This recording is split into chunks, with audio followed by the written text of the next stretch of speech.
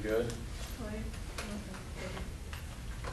All right, so happy National Taco Day to everybody.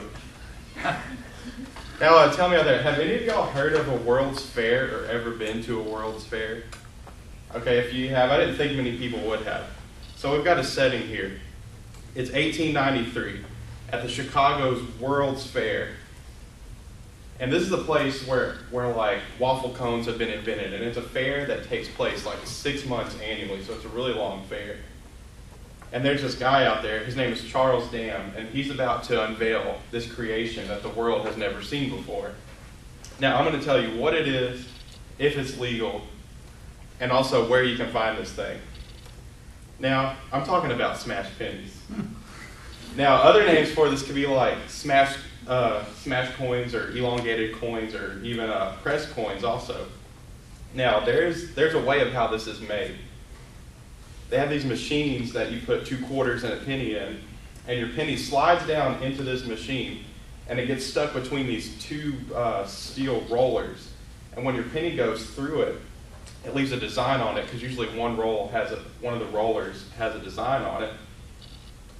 And there are a bunch of places you can find these things. You can find them at like zoos and landmarks and amusement parks like SeaWorld or even Six Flags. And there's even some at Buc-ee's gas stations also. And if you want to know where you can find some around here, there's even a few in Beaumont. There's a machine in the Crossroads Bowling Center, and there's also one in the Vrosky's Hamburger, and both of those are on Dallin Road.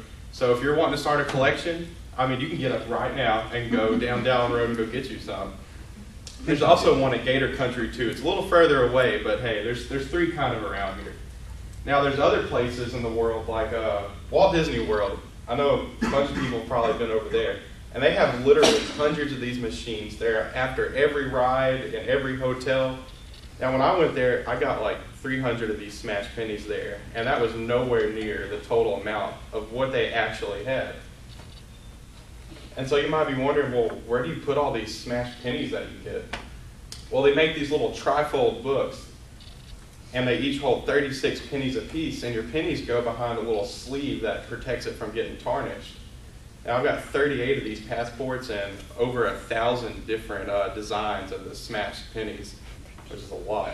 Now, you might be wondering if I'm breaking some kind of law or something, because as a U.S. citizen, we all know every single U.S. law out there, right?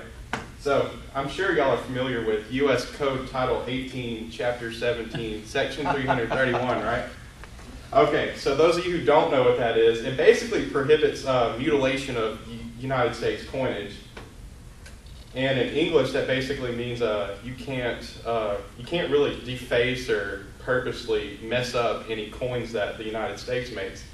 Now, however, there's a foregoing statute, and also in English, where that means basically an exception to the rule is if you're doing it kind of just for fun, like a smash penny, and you're not really kind of passing it off as counterfeit money.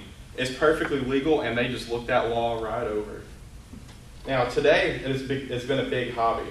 They even had a museum open in Washington, D.C. about the history of smash pennies, and you can even get a bunch of smash pennies from there. Now, there's lots of different pennies you can use. There's basically like 2 genres of pennies you can use. You can use pennies that were made before 1982 and pennies made after it. Now, more modern pennies are made with 95% zinc. So most people don't know this, but your modern pennies barely have any copper in it at all. It's just barely coated with copper.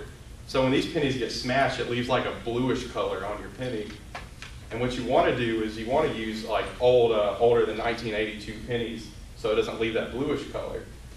And there's a way to clean those things up so they don't always look that brownish black color that most of us see. You can soak them in Coca-Cola, and you can even like scrub it down with bleach, and it'll look brand spanking new. Now, you also might be wondering, like, where can you find where these things are? Well, there's a website out there called pennycollector.com that tells you where every single machine is located throughout the world. And if you find one that's not on there, like I found the 2 Beaumont places and it wasn't listed on there, I just sent them an email and said put it on here, and now it's on their website. So it's basically like a user ran kind of thing, and they'll add anything on there that you want to put on there. There's even an app for your iPhone that says where you can find these pennies, and within like a certain radius of you, but I'm still waiting for that to come out on the Droid because I don't have an iPhone. So, in conclusion, with a great debut at the World's Fair, and now that you know what it is, and you know that it's legal, and you know where to find them, just get out there and go smash some.